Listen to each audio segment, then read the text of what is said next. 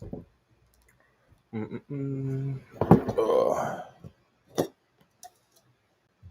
get that glare out of here. What up?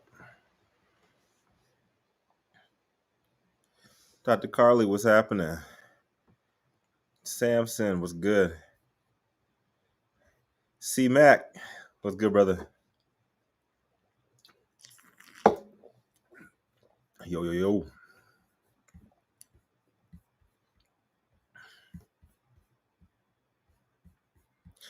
Silly Millie, happy Tuesday. I don't even know what's real anymore, man. I lived in Chicago for 12 years. Never once lost my power. Negative 25, never negative 27-degree weather in Chicago. Never once lost my power.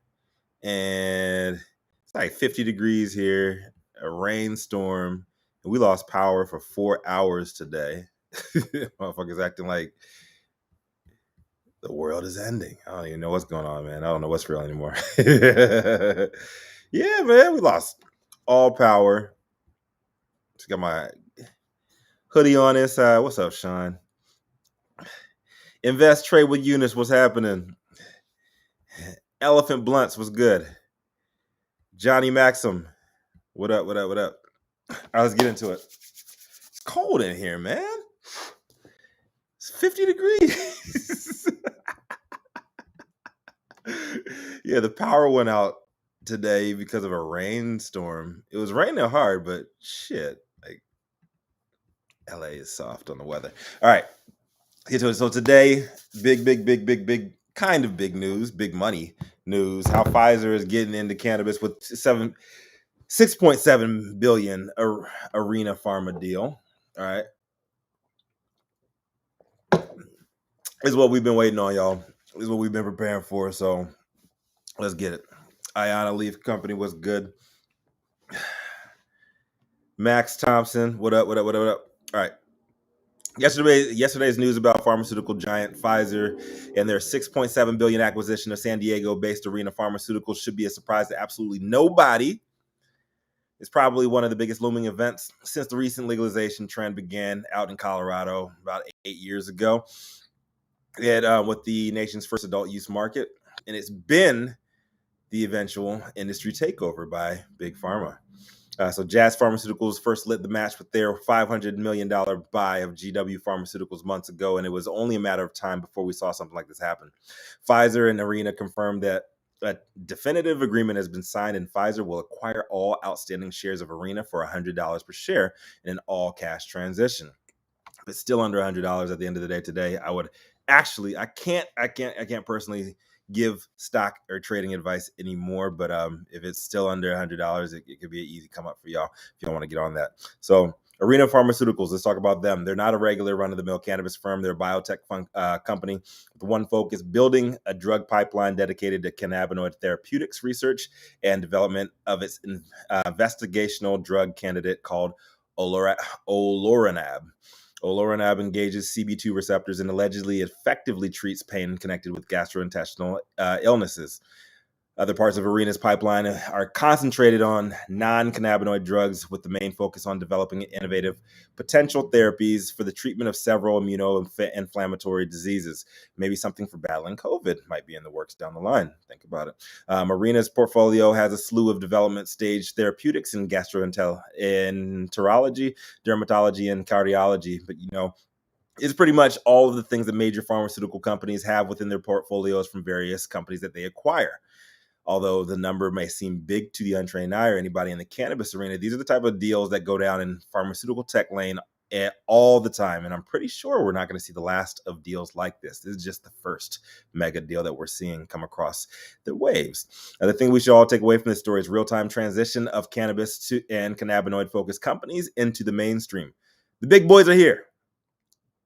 They're taking us seriously, and this is what should be expected going forward. Large global corporate entities don't really give a shit about social equity. They don't give a shit about local community initiatives or anything connected to ground-up emotional responses from everybody like myself or like you. They care about their Bottom line, the world's deepest pockets pour money into healthcare, technology, and textiles. Cannabis has an unmatched number of untapped solutions for all three of those lanes, and I personally believe that this is where we'll continue to see eye-popping deals rolled out one after another. The best bargains are to be had prior to federal legalization. If you're not invested in any of those sectors, you might want to think about it. So it's go time. Everybody in the room this morning in State of Cannabis NewsHour knows the power of the plant, and I know everybody watching right now knows the power of this plant. Many of us have for years, decades, and generations, regardless of what your thoughts are on capitalism. When we as a community decide to collectively push for legalization, we open up our industry to billionaire companies like Pfizer, InBev, Uber, Amazon to eat all of our cooking. So we have a couple of choices moving forward. We can, one, panic, get all emotional about it and complain about everything is all bad, it's terrible, and the fight is over. Two, you can keep your head down and pretend that there's nothing at all that's going to dissuade you. There's nothing that's going to even make you pay attention to this stuff. It's just business as usual. There's some bullshit. You know, you're lying to yourself. Or you can take door number three. You can profit off of this shit. So as cannabis industry experts, not only are we inheritably in a much more knowledgeable position about the plant's history, benefits, future possibilities, we know about what's going on in the streets. We know about what's going on in between. We're in a better position than a lot of these people and their analysts that are coming for the industry. We can leverage that knowledge in multiple ways and come up on this once-in-a-lifetime opportunity actively by ramping up our own efforts to align publicly with all of these align with their publicly disclosed focuses, because they have to put forward what they're investing in, what they are going to be focusing on. You can pay attention to that shit and you can profit off of it. We got to position ourselves to be acquired like Arena, like Dutchy, like all these other companies are right now, because only going to get bigger. It's only going to get more interesting, put it that way. You can do it in a more passive fashion by buying and holding investments in these companies, the MSOs flirting with them, or the indexes or sectors that hold multiple interests across the cannabinoid spectrum. And I hate to be the deliverer of bad news, but Beanie Siegel, one of my favorite rappers, he once told me in a classic hood film, State Property, it's time to get down and lay the fuck down. And when you lay down, you stay down. Don't be that person. So let's jump into these questions real quick here. So 6.7 billion. It's a lot of money. Should we expect to see more blockbuster deals on the wellness end of the industry from Big Pharma in the near future? Yes, you should. The wellness side of the industry, the wellness industry in itself is a $6 trillion industry without cannabis in it. Think about that shit. $6 trillion. T. Wellness community is huge. The wellness industry is absolutely massive. You would be very, very, very unwise to believe that this is the last deal of its kind, or this is the biggest deal of its kind. There's going to be bigger deals than this one. So get ready. All right. The two publicly traded companies confirmed today, Pfizer and Arena. They're both publicly traded companies. They have to disclose everything that's going on behind the scenes. So it'll be very, very interesting to see how this deal went down, what exactly the inner workings are of it. And you expect that to be duplicated many times over, especially in the wellness side of the industry. Technology and biopharma, biotechnology, like all of that shit it might go over your head right now, but you should look into it, because that's where a lot of the money is going. And if we have another fucking pandemic, you saw how the world spent $1 trillion on the vaccine effort. You saw how our country was like $14 trillion last year on the pandemic. That ain't nothing. All right. So what does this acquisition mean for the industry's reputation on a global scale, now that one of the most respected medical establishment names has thrown their hat in the ring? Ooh. It means respect for all of us, man. It means opportunities for all of us. It also means a lot of people are going to hurt if you don't have your shit together. So I really think that people need to get their portfolios together, make sure that their business side of their business side of their hustles are in order, because you can stand to make a lot of money in the next couple of years while we're waiting on federal legalization, or you can stand to lose it all if you're on the wrong side of that. So it's a lot of respect coming our way from the rest of the world, and Pfizer coming in and dropping this kind of money on a cannabis initiative, nothing to sneeze at. So, is it time to panic yet? Hell no, man. There's gonna be a lot of chaos going forward, but chaos breeds opportunity. I don't think anybody should be panicking yet. We had a pretty heated debate this morning on State of Cannabis NewsHour, both on stage, on Clubhouse, and behind the scenes. But people should not be panicking. The world is changing. The industry is changing. We saw this shit coming years ago. Period. I used to be a trapper back in the day. And then when I decided to get back in the industry on the legal side, I got in on the technology side because I knew what the fuck was up. Should be looking to bridge the gap between wellness, business, and the lifestyle side of these of this industry. That's pretty much the purpose of Cannavision, is to show all sides of the industry and show how we can work together. Just remember, the people that are in these giant corporations, they don't have the connections that we do. They're going to have to leverage our connections. Be careful who you're talking to. Be careful what you're saying out in public. Make sure your IP game is up to par. Make sure you're protecting your assets. Make sure you're insuring things. The insurance companies are coming in the industry too. Make sure you're protecting all your property. Make sure you know who you're talking to. Make sure NDAs are tight. If you're in California, you know that NDAs and non-competes really don't mean shit. Make sure you have non-circumvents put into all your paperwork too, because the sharks are here. Keeping it real, y'all. Not really trying to be Mr. Doom and Gloom here, but this is what we've been preparing for. This is what you guys have been trained for, whether you have been in the cannabis industry your whole life, whether you have been on both sides of the game like I have. We've been ready for this, man. And just make sure y'all are ready to fight. We built this shit and the money is here, but they can't move forward without the knowledge that we have for generations upon generations. So just keep that in mind. All right. Pretty Pink Stoner, what up? Shout out self. Hey, what's happening? RMCC, what's happening? Is that Bree? Is that there? What's up, Bree? That Prize Anthem was good. Domingo Estevez was good. What happened in the NYC, man? I thought you were gonna come out and see us. What's good? What's happening? Elephant Blunts was good. At least McRoberts was popping. I'm gonna be in San Fran. I'm actually driving out tonight in this crazy storm that isn't really crazy. Herb Career, PB Social was good. Elemental Wellness, what up? Cannabis is War. Oh, here's a good question. All right, this is coming from Stevie B NYC. Stevie B NYC, should I be worried if I'm a small producer on the wellness side of the industry? No. Make sure you just know what you're doing. Make sure your legal representation is doing what they're supposed to be doing. Make sure you are crossing all your T's and crossing all your T's and dotting all your I's. I think if you are on the wellness side of this industry, all cannabis is wellness. Let's start with that. But if you are specifically on the wellness or any wellness focused parts of the industry, I think you actually stand to be in a better position right now.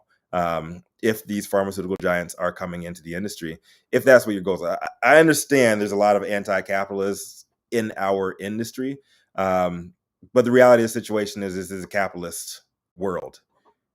We live in a capitalist world, and I don't think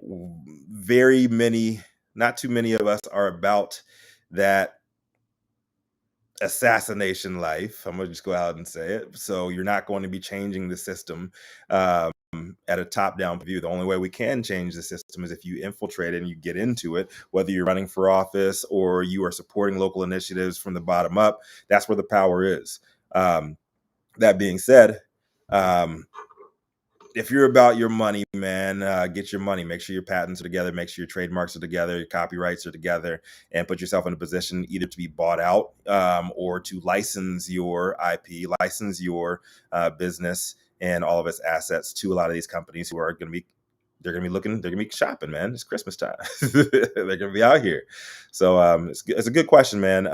But I would not be too worried, especially if you're on the wellness side of this industry. Just make sure that your game is right, and you're putting out a product that is ready to be cross shopped with a lot of these pharmaceutical products. Remember, a lot of these big companies, they actually own the makeup companies. They actually own the lotion companies, like a lot of stuff that we have been working on at my CBD Sundays events.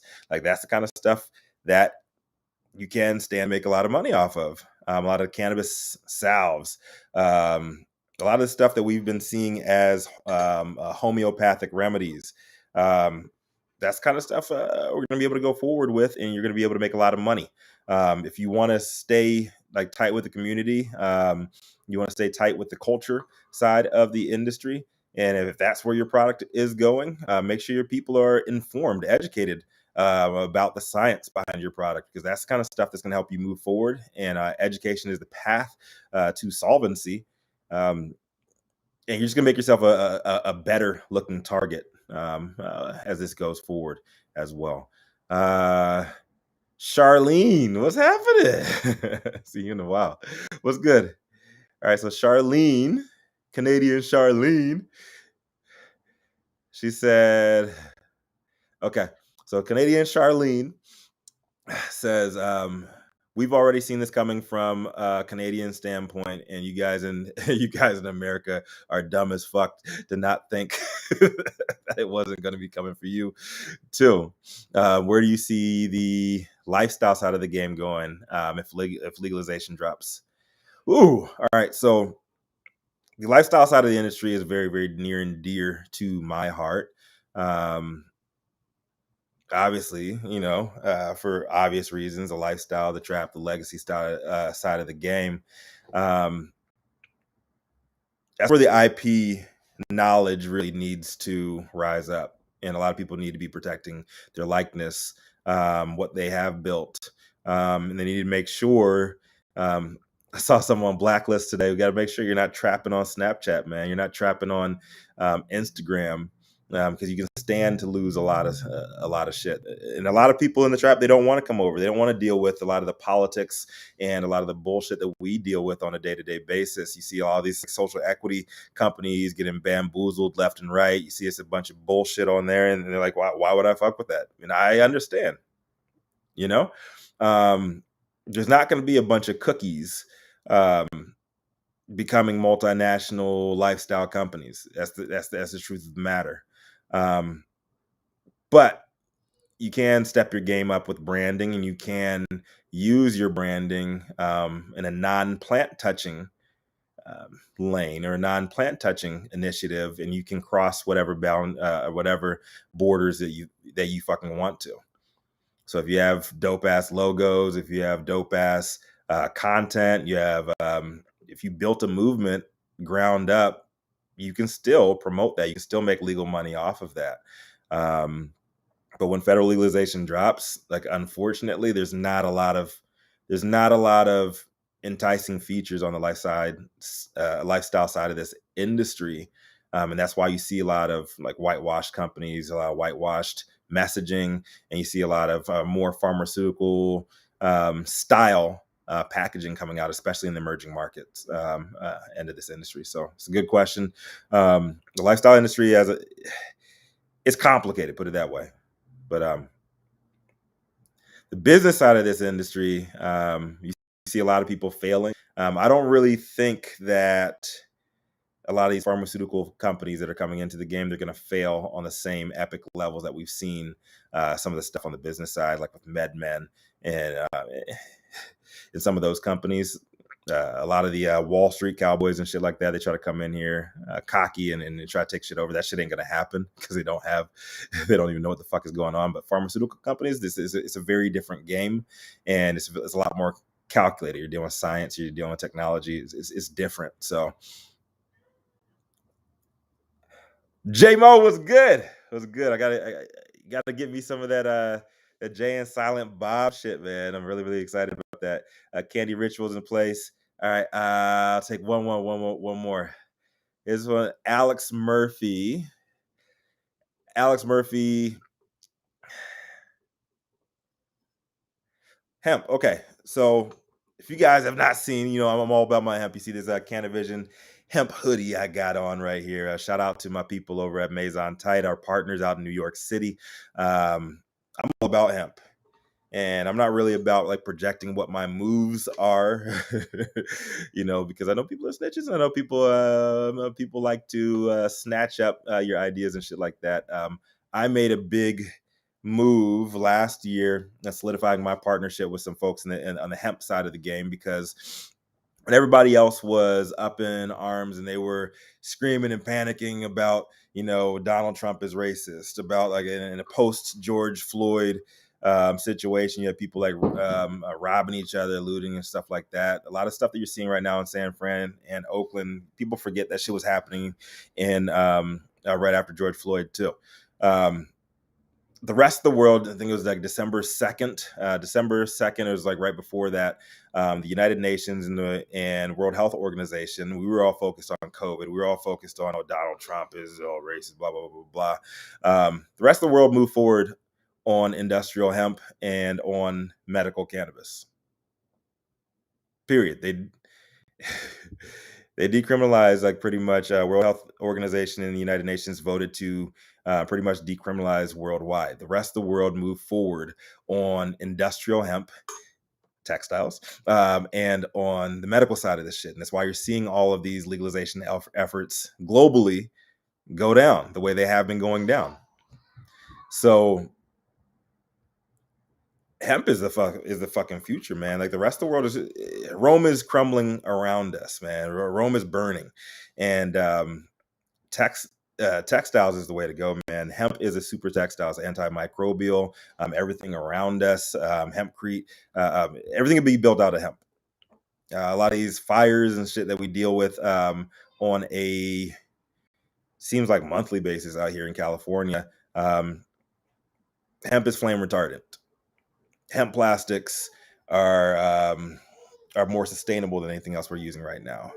The rest of the world sees that, and a lot of these countries that are being devastated by global warming, climate crisis, and stuff like that, you're going to see a lot more of these places being rebuilt using hemp materials. I'm 100% team hemp, period. So I'm a fan. So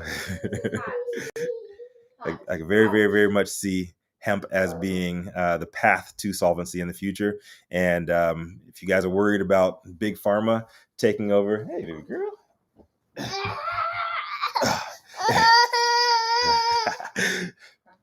She's mad because mama's here.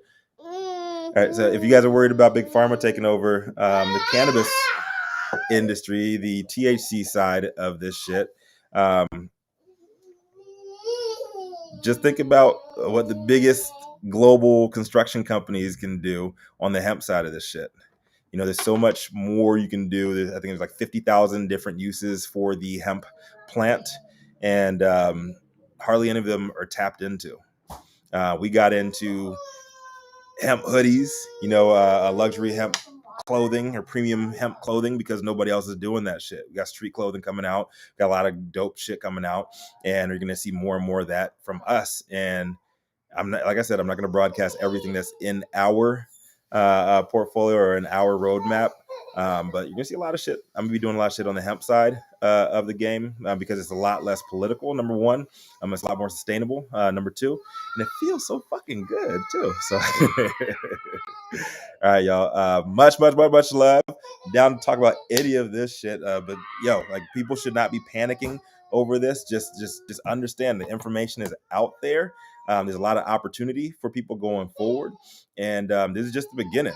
You're going to see billions and billions of dollars being poured into this industry, especially as the American political system pretends like it ain't a full-time jack move. They're going to continue pretending like the shit that, like, the game isn't already decided. Yeah, this baby is wilding. But just know, man. Whenever you hear very, very inflammatory remarks from anybody in power, whenever you see a bunch of bullshit going on that gets you upset, that gets you emotional, take a half step back. Like my business partner Fred, he always says that, man. Take a half step back and look at everything from a bird's eye view. That's what I did. In the middle of 2020, when everybody else is panicking, we have this global pandemic going on. We got like race riots and people being all fucked up. I took a half step back, looked at what's going on a global level, and I made moves accordingly. That's what y'all should do, man. Just understand that you can only control the controllable, what's in your immediate nucleus. And like I said, unless you're about that assassination life, you ain't gonna be doing much to change shit, like at a major top down level. It's just not going to happen. It's just not feasible. So just be aware of what's going on the global on a global level. These mega deals, this damn near $7 billion deal with Pfizer. Be aware of what's going on there and see how you can profit from it. See how you can come up from it. See how your family, your community, your tribe can benefit from it. And move accordingly. It's either that or get the fuck off the grid, get off of social media, and live how you want to live. So, all right, y'all, much love. Make sure you guys check in every weekday morning, 9 a.m., 12 p.m., 9 a.m. Pacific, 12 p.m. on the East Coast, State of Cannabis News Hour, where you can get your daily dose. Me and 11 other cannabis industry thought leaders, we like to call ourselves, get together, we debate the biggest news stories. Mine today was on Pfizer and the $6.7 billion acquisition of Arena Pharmaceuticals. Is just the beginning, and you expect to see more of that. And don't fucking panic, man. Please don't panic. Just make sure that you know that the information's out there. Take care of your family. Kiss your babies, love your mamas, and hug on your daddies. And remember, when there ain't no place else to turn up, when there's fucked it up, there ain't no else to turn, you can always turn the fuck up. See y'all tomorrow. Peace.